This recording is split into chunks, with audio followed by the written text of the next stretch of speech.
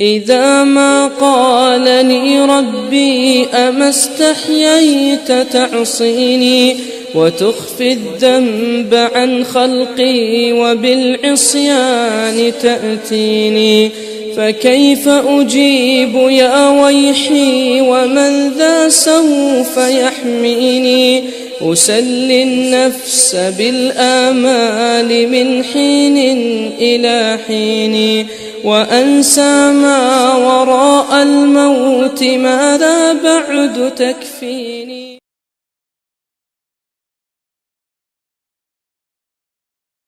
السلام عليكم ورحمة الله وبركاته. وعليكم السلام ورحمة الله وبركاته. Marhaban dans la boutique de notre ami et notre frère Hamida. Bienvenue, bienvenue. On mettra l'adresse derrière pour ceux qui sont intéressés. Je vous présente donc Hamida, coach privé. Ça, tu peux nous dire. Traîneur. Et on s'est lancé dans le complément alimentaire. Donc c'est une suite logique. Voilà, ça devait arriver, c'est arrivé, alhamdoulilah. Et voilà, maintenant on a d'autres projets, donc c'est pour ça qu'on te reçoit aujourd'hui.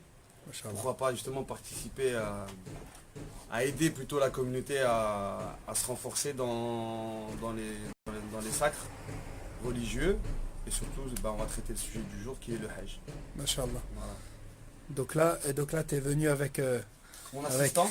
Avec ton assistant. Voilà, tout à fait, qui va poser ça. Salam alaikum al-Hajj. En plus, subhanallah, il s'appelle al-Hajj. Comme quoi, il n'y a pas de surprise. Donc, je vais juste expliquer pourquoi je vous ai fait appel, pourquoi j'ai fait appel à vous. Déjà, parce que je vous aime en Allah, les frérots. Déjà, Walen. Et puis deuxièmement, parce que donc moi j'ai eu l'habitude de faire plusieurs fois le Hajj, et on a un vrai problème. Un vrai problème, entre guillemets, c'est pas un problème, mais il faut en prendre compte, il faut en prendre considération. C'est que le Hajj donc se fait et s'effectue en Arabie Saoudite, qui est un des pays les plus chauds du monde, d'accord. Et il s'avère que durant les 5-6 prochaines années, on sera dans une période de forte chaleur, d'accord. On sera dans une période de forte chaleur, le Hajj recule à peu près d'une dizaine de jours chaque année. Là, le Hajj devrait commencer vers le 18 août, 20 août. Donc voilà, je vous laisse calculer. Même plus de 5-6 ans, on est encore en plein été. Et le plein été là-bas, c'est quoi? C'est plus de 50 degrés régulièrement et aucun vent. Sec. D'accord. Au-delà de ça, il y a le fait aussi que le Hajj, au contraire de certaines adorations, c'est une adoration physique, à un point où le prophète sallallahu alayhi wa sallam l'a considéré comme étant un jihad. D'accord. Quand une femme est venue lui poser la question, est-ce que les femmes ont un jihad, il a répondu oui, jihadunna al-hajj. Leur jihad à eux, c'est le hajj. Il a comparé le hajj au jihad pour prouver à quel point physiquement c'est très dur. D'accord. Donc on a calculé à peu près, et encore aujourd'hui on est facilité, hein, c'est pas le hajj de nos ancêtres, hein, mais on a calculé quand même qu'il y avait encore une 50aine de kilomètres de marche à effectuer en 5-6 jours, dans une période où il fait, comme on a dit, très chaud, dans une période où on dort très très peu. C'est-à-dire le problème c'est qu'il fait tellement chaud qu'on a du mal à dormir, on dort à même le sol, même si aujourd'hui il y a des matelas, chose qu'il n'y avait pas il y a 10 ans ou 15 ans ou 20 ans, ça reste quand même rudimentaire. Nous qui avons l'habitude d'un certain confort, ça va casser le rythme. Voilà. Et donc voilà, nous on est venu ici pour te poser quelques questions. Je vais laisser Al-Hajj te poser quelques questions et voir qu'est-ce que tu peux nous apporter comme coup de main pour nos pèlerins. Même si c'est pas pour cette année, parce qu'on se rend bien compte que là on est à 3 semaines du Hajj, mais au moins... Quand même, ça peut quand même faire une pré-préparation. Voilà. Tu peux toujours quand même en 3 semaines... la compétition que j'ai préparée, je l'ai préparée en 3 semaines moi aussi. En 3 semaines, le corps a la faculté de changer. Sur l'endurance, la résistance, etc. En 3 semaines, le corps est capable de faire beaucoup de choses. D'accord. Ça, il faut en être conscient. Et Allah, il a fait comme une créature faible sur plein de choses, mais aussi forte sur d'autres aspects. Voilà. Barakallah fik. Déjà, la première des choses, c'est est-ce que tu peux nous dire comment bien se préparer, vu qu'il y aura à peu près 50 km de marche, comment bien se préparer physiquement en premier, et peut-être dans un second temps aussi mentalement? Physiquement, déjà, je pense que pour faire ça, on va revenir au sujet que frère Emir il a énoncé tout à l'heure, c'est le confort qu'on a déjà dans la vie quotidienne. C'est vrai que moi j'ai remarqué une chose, et c'est vraiment pas une attaque ou une critique ou quoi que ce soit, c'est juste un constat qui est réel. Surtout au sein de notre communauté, on a un gros problème au niveau du surpoids. Tu vois. On a un gros problème au niveau du surpoids et ça touche énormément de frères et sœurs à l'heure actuelle. Pourquoi? Parce que dans mon métier, justement, j'ai beaucoup de contacts liés au sport, au physique, etc. Et je vois que dans notre communauté, on est de plus en plus touché par le surpoids et l'obésité.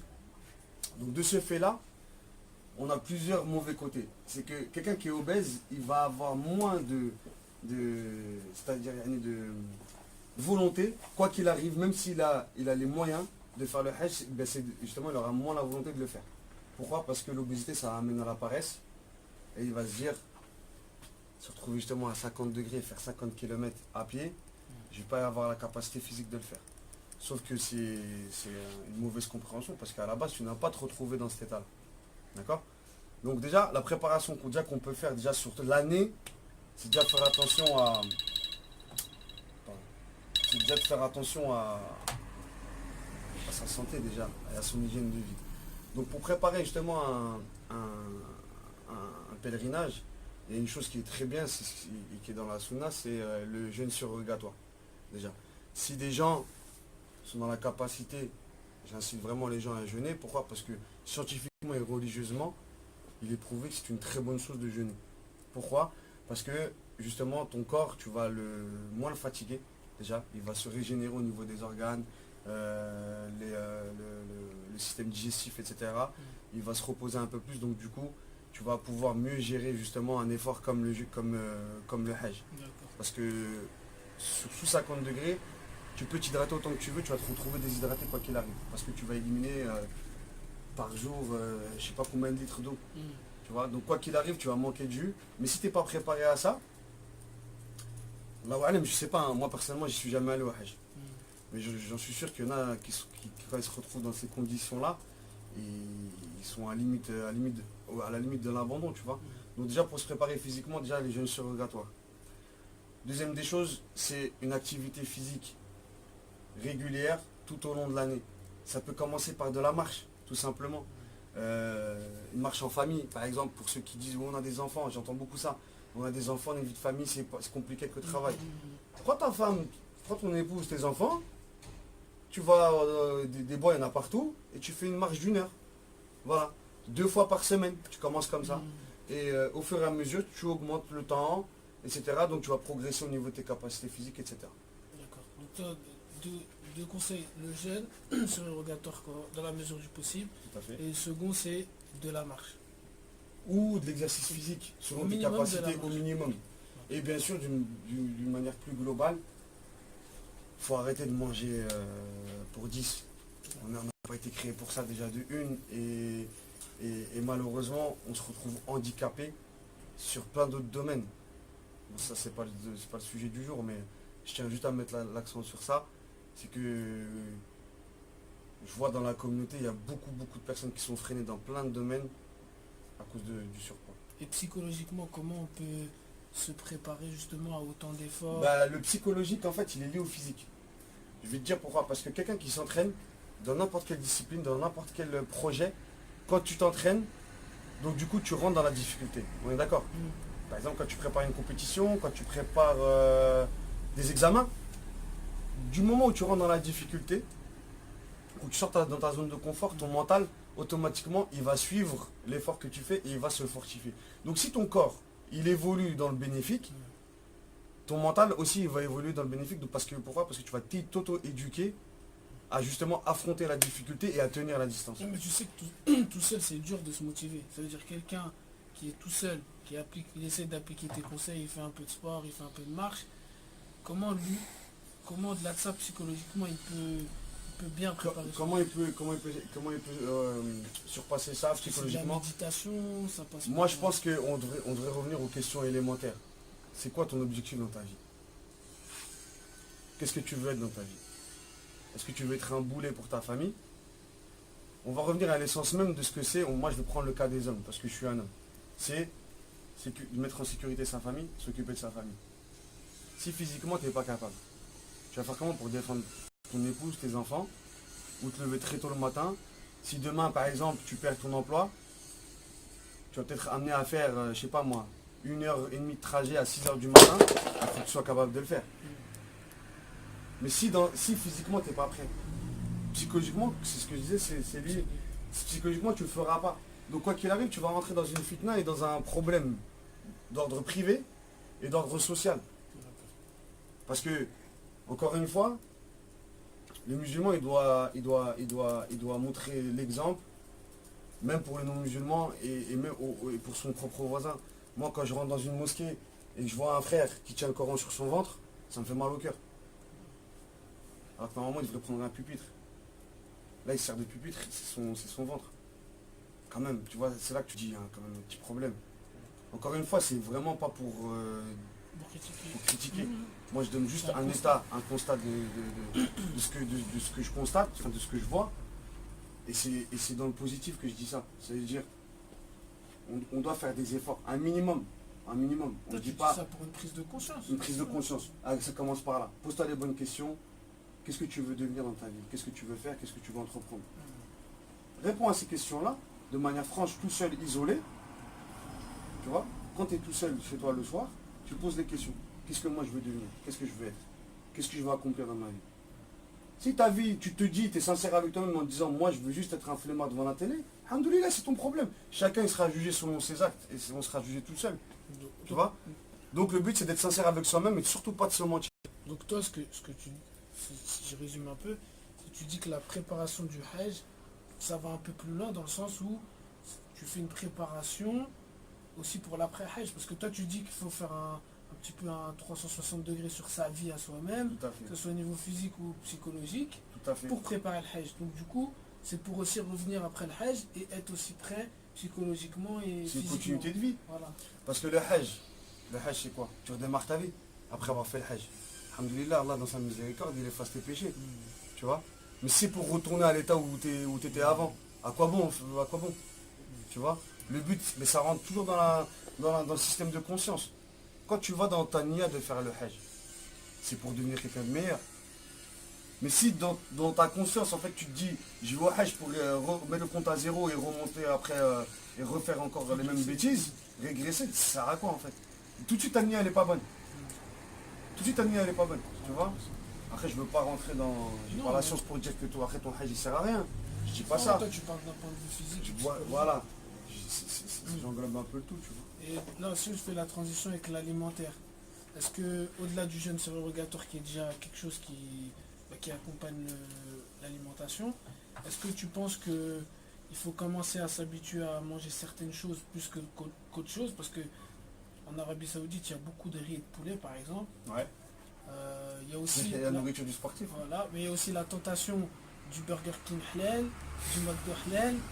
Et nous, malheureusement, les Français, quand on va là-bas, c'est une des premières choses qu'on cherche, c'est où le McDonald's, parce qu'on veut découper un Big Mac, tu vois. Après, moi, si je peux amener justement une expérience, c'est que le problème arrivé au Hajj, c'est que dans les 6 jours du Hajj, les 6 jours donc intenses où il y a les 50 km de marche, etc., pendant ces 6 jours-là, il faut s'imaginer, on est dans un endroit aussi petit qu'une commune, d'accord?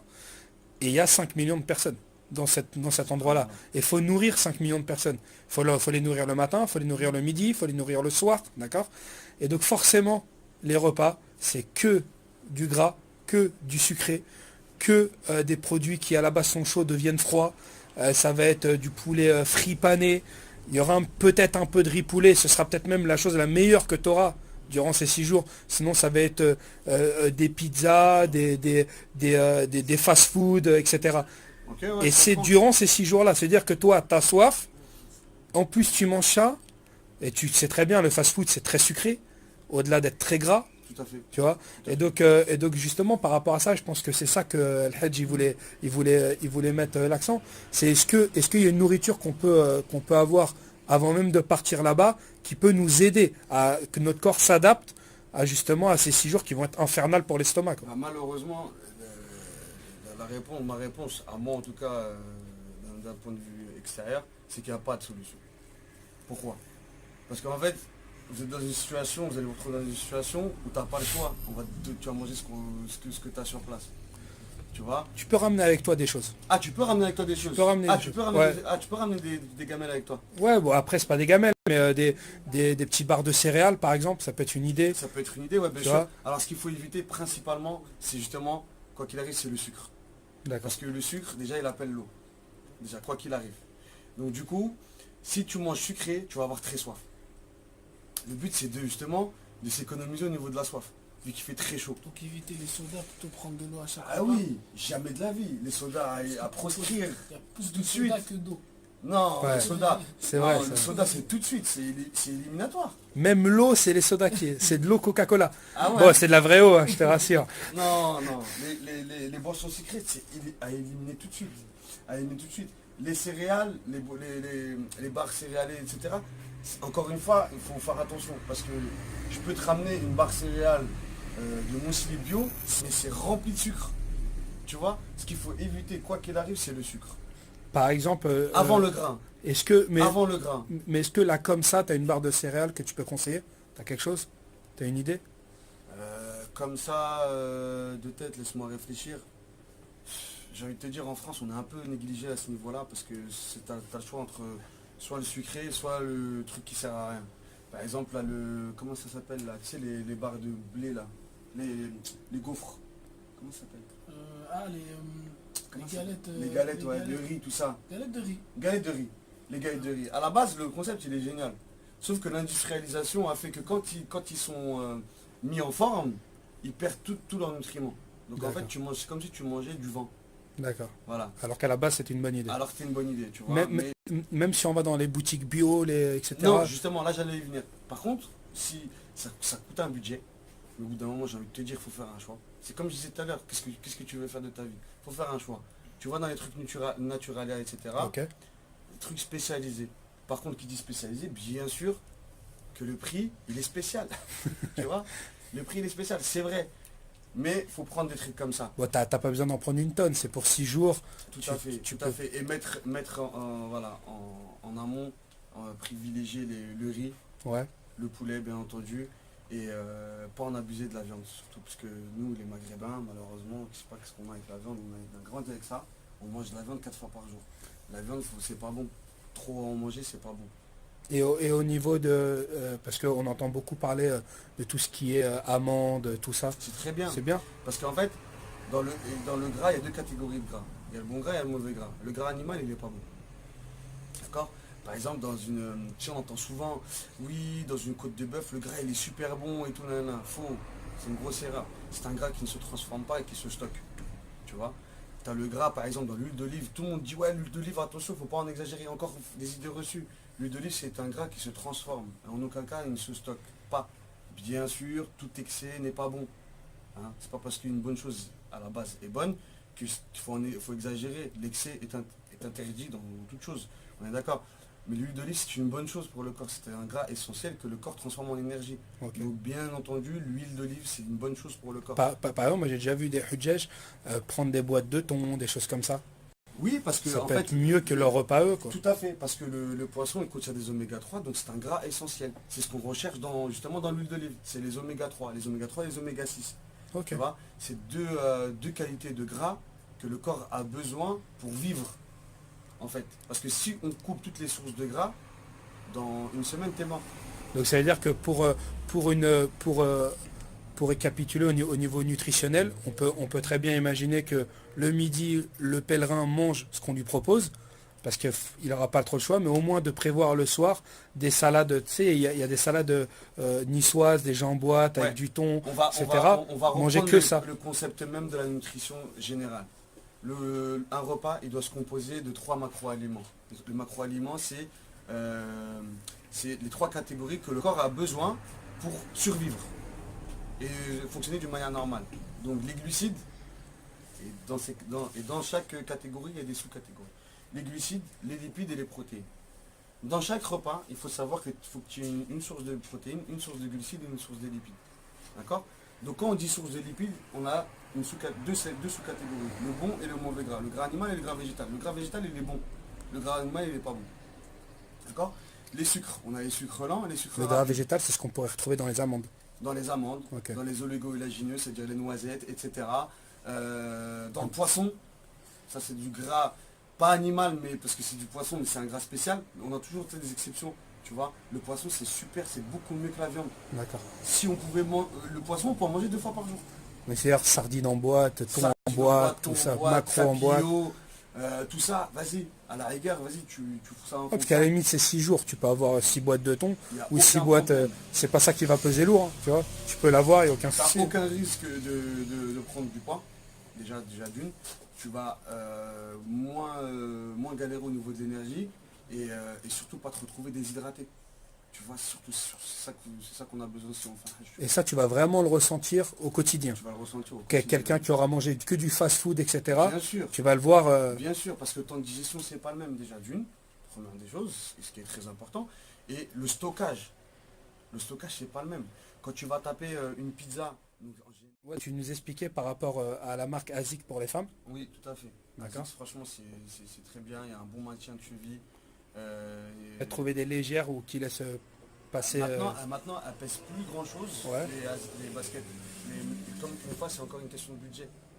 Parce qu'une bonne paire d'Asics, c'est 200 euros. Ouais. Voilà. Ça pèse pas grand chose. Et par contre, c'est solide. Déjà d'une, tu es parti pour 10 ans avec. Franchement, j'en ai eu. Hein. C'est increvable. Et les semelles, elles sont faites par des ingénieurs. On peut imaginer, je présume qu'il y a des frères ou des sœurs, mais on en parle plus de sœurs, qui vont avoir peut-être les moyens de mettre ce prix-là. Alhamdoulilah. Pour ceux qui n'auraient pas les moyens, une bonne alternative, ça reste Decathlon. Oui, Qu'est-ce que t'en parce penses? que ASICS, ils font plusieurs gammes. Tu peux trouver une paire d'Asics à 70 euros. Ou même les marques que Decathlon, font, Moi, je suis pas fan. t'es pas fan. Personnellement, je me dis, c'est une logique que moi j'ai qui n'est pas absolue. Si tu peux aller au Hajj, tu peux investir 60 euros dans une bonne paire de souliers. Ok. Je pense. Ouais, parce que les gammes de prix, tu nous as parlé du plus cher, 200 euros. C'est ça, tu peux aller jusqu'à 300. Ouais. Tu en as à 60 euros. D'accord. Qui est convenable. Hein. Ok, Qui est d'accord. convenable. Avec cette direction molletonnée, le talon il est bien serré, ton pied ne se balade pas. C'est une paire de chaussures convenable. Et alors, pour les hommes, Pour les hommes, franchement, bon, vu que c'est des sandales, donc le choix il est plus limité.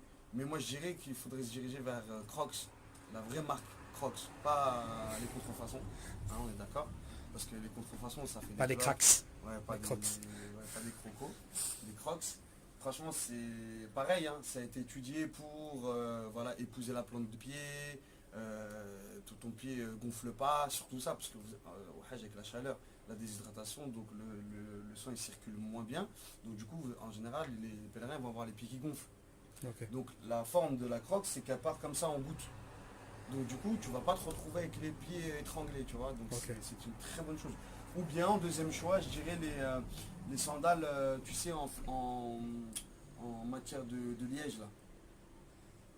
Je sais pas si elles ont un nom, si elles portent un nom. Tu vois les bouchons de liège, Ouais, ouais. en liège, là? Ouais. Eh ben, il y a des des sandales sandales qui comme ça existent avec la semelle en liège. D'accord. Du coup, au début, quand tu l'achètes, elle est droite. Et ça va Mais épouser après, la forme de ton pied D'accord. va rentrer dedans, va s'incruster dedans, et du coup le liège il va épouser donc la forme de ton pied, et donc tu la sentiras même plus. Ok, super. Voilà.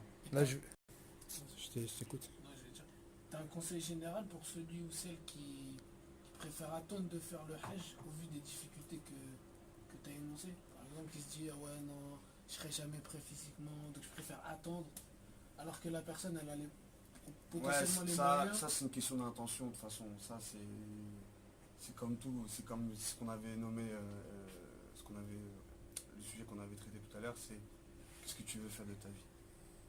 Est-ce que tu veux te mentir à toi-même et mentir aux autres, en sachant qu'Allah il sait ce que tu as dans ton cœur. Donc en fait mentir à toi-même ça sert à rien. Le but c'est d'être franc avec soi-même. Et si tu es franc avec toi-même et que tu te dis, bon j'ai un problème dans mon cœur, dans mon nefs, j'ai pas envie d'aller au Hajj. Donc c'est un problème.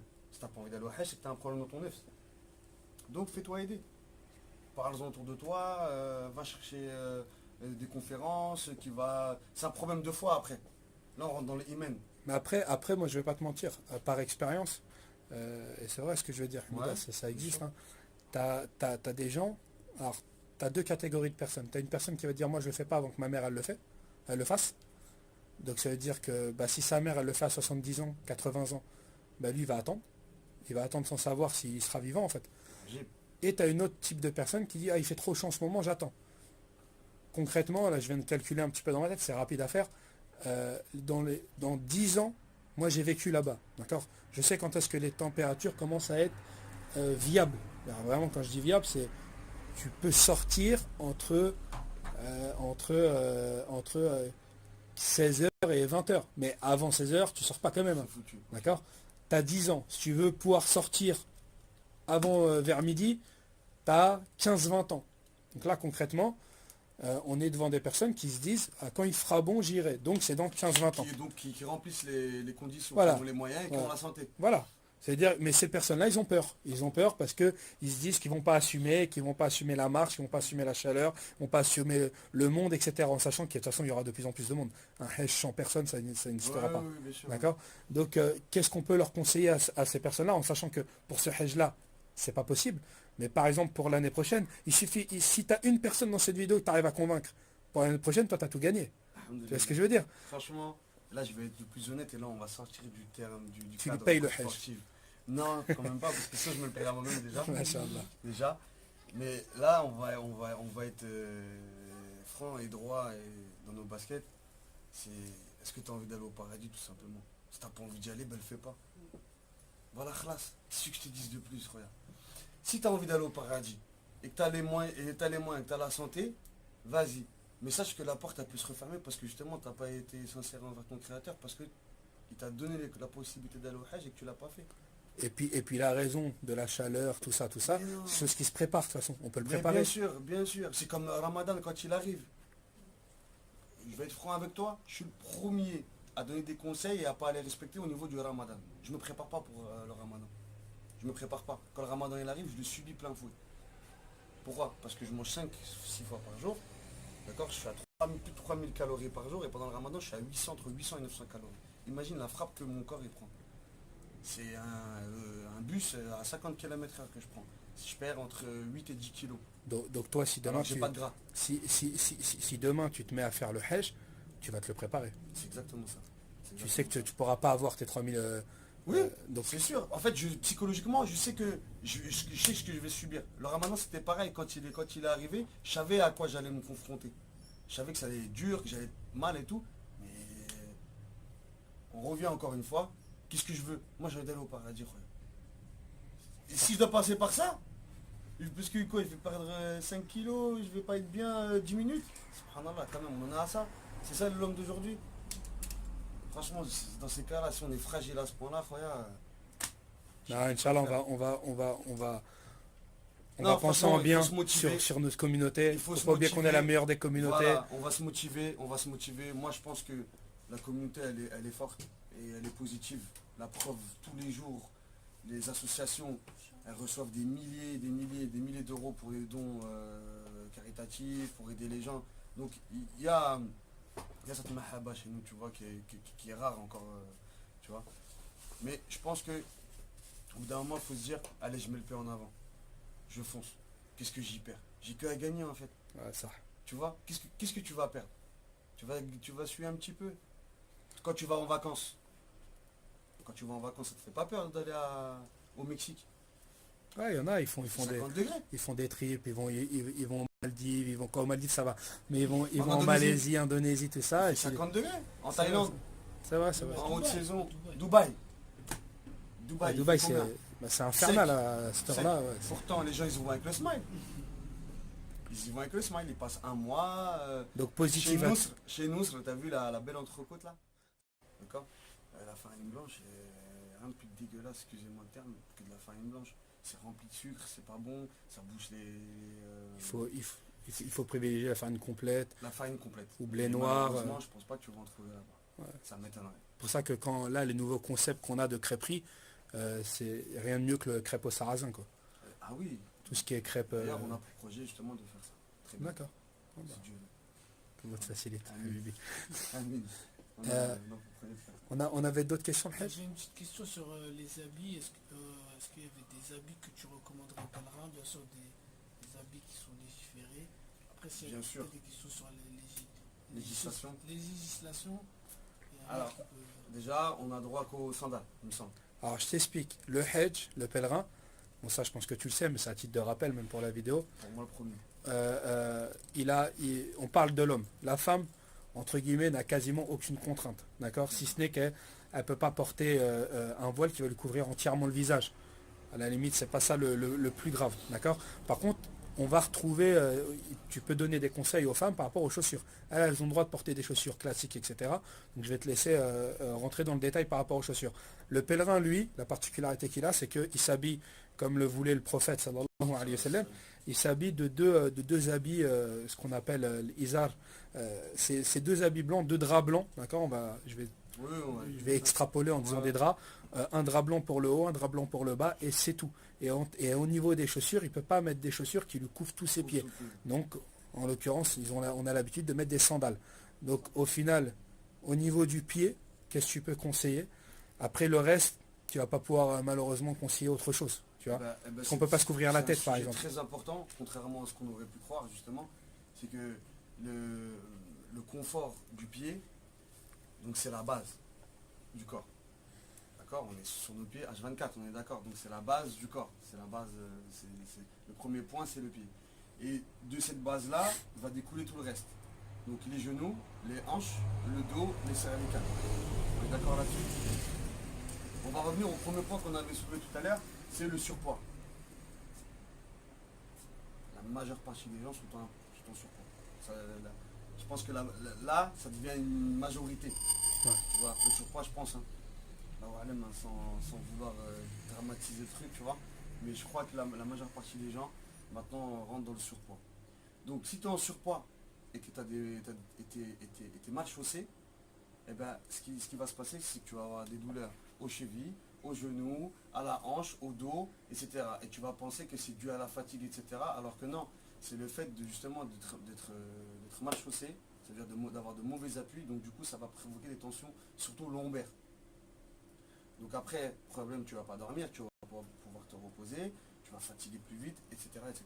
Donc ça va faire des complications sur tout le reste. Donc moi, ce que je dis déjà, le premier conseil, c'est si vous avez les moyens, bien entendu, c'est toujours une question de moyens, c'est de vous tourner vers des spécialistes orthopédiques, je ne sais pas comment on appelle ça. Non, c'est ça. Un podologue. Un podologue, voilà. Franchement, le top du top, si tu veux vraiment faire ton truc bien dans les meilleures conditions, parce que c'est pas interdit, hein. Le Hajj, ce que je sache, le prophète, il n'a pas déconseillé le fait d'aller chercher la science pour faire le Hajj dans de bonnes conditions. Donc si tu as les moyens, va voir un podologue ou aller chercher des chaussures orthopédiques pour qu'il vous donne des pieds, des chaussures qui vont aller avec la forme de votre pied. Parce que la science a évolué, maintenant on sait que les gens s'ils sont en pronation, supination, etc. On rentre vraiment dans le truc. Et alhamdoulilah, c'est Allah qui donne la science. Et donc moi je pense que vous devez vous tourner vers ce sujet-là et vraiment trouver des chaussures qui vont convenir avec votre physique. Mais tu sais, Allah Azza wa Jalla dit dans le Coran, Fas'alu ahla dhikri in kuntum la ta'lamun. Donc Allah il dit dans le Coran, dans la traduction, et retournez vers les gens de science lorsque vous ne savez pas. Et les exégètes du Coran, ils ont justement dit que ça marche même dans les sciences profanes. C'est-à-dire que si demain, je présume que si toi demain tu as mal au ventre, tu vas pas aller voir un imam. Tout à fait. Tu vas aller voir un gastro-entérologue ou un médecin, etc. Et ça, c'est ce qui est demandé dans la religion. Après, ce qui est le mieux, c'est d'avoir des imams qui sont médecins. Et ça arrive. Et ça arrivait, nos imams ancêtres le faisaient, d'accord. Voilà. Mais là, en l'occurrence, si on a une adresse de podologue, etc., on mettra ça. Moi, je n'en ai pas personnellement, malheureusement. J'ai pas de partenariat, sinon on m'aurait transmis. J'ai pas de trucs comme ça. Mais bon, ça se trouve facilement. Ce que je peux vous conseiller déjà avant le Hajj, c'est d'aller voir un ostéopathe déjà. Ouais. Déjà, un ostéopathe pour vous remettre justement souvent les gens, 100% des gens ont une asymétrie. Ça c'est ma'arouf, ça c'est connu. On a tous une asymétrie et Allah nous a créé comme ça. On n'est pas symétrique. Donc on a toujours 2 mm, la jambe de plus longue ou plus courte de 2 mm, etc. Et ça peut jouer. À droite ou à gauche. Et ça peut jouer sur ton Hajj. Dans le sens où, si tu es mal chaussé, tu es en surpoids, tu es maouège, tu es tordu, tu as une mauvaise alimentation, ton Hajj ça va être un calvaire. Et tu fais jamais de sport dans ta vie, et là tu te retrouves à faire 50 km en 6 jours. Tu vas faire du sport de haut niveau. Non. Parce qu'on est d'accord que 50 km de marche en 5 jours, c'est énorme. C'est énorme. Ça fait 10 km par jour. Pour quelqu'un de lambda, c'est énorme. Enfin, même pour quelqu'un sportif. Oui, puis en plus, je te laisse imaginer l'état de la route. Oui, oui, oui, tout à fait. Tu vois, c'est pas... Et même, c'est la chaleur. Et aussi, ouais. La pollution aussi. La chaleur. La pollution, 50, le monde. 50 degrés. Donc sur 6 jours, tu fais 50 km, ça fait à peu près, je sais pas moi, 8 km par jour. À peu près.